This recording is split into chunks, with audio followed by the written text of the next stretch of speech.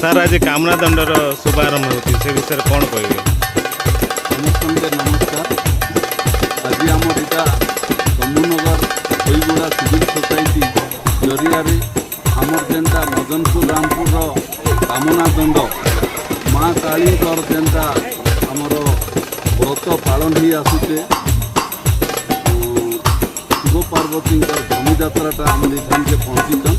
ଆଉ ଆମର civil society ତରଫରୁ ବହୁତ ଆନନ୍ଦ ଉଲ୍ଲାସରେ ପଡ଼ାବାସୀଙ୍କର ସମସ୍ତଙ୍କର ସାହାଯ୍ୟ ସହଯୋଗରେ ଗଲା ବର୍ଷ ଠାନୁ ଏଇଟା ଆରମ୍ଭ ହେଇଛେ। ଏ ବର୍ଷ ଦ୍ୱିତୀୟ ବର୍ଷ ଆମର ଏখানে ପାଳନ କରି ଆସୁଛେ। ଆଉ ଏଇଟା ଆମର ଧୂଳିଆ ଦଣ୍ଡ ବର୍ତ୍ତମାନ ହେଉଛେ। ସକାଳୁ ଆସିକରି ମହାପ୍ରଭୁ ଆମର ବାଟବରଣ କରିକରି ଗଲେ ତାପରେ ଧୂଳିଆ ଦଣ୍ଡ ହେଉଛେ। ସନ୍ଧ୍ୟାରେ ଆଉ ଥରେ ଆମର ଅଗ୍ନିଦଣ୍ଡ ହେଇକରି ରାତିରେ ଯେନ୍ ନାଟ ପରିବେଷଣ ହେବ।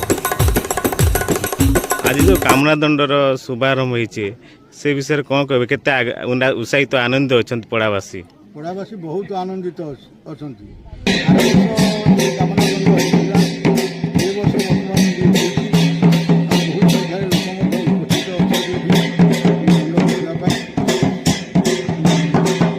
କେତେ ଆସ୍ଥା ଓ ଭକ୍ତିପୂର୍ଣ୍ଣ ପରିବେଶ।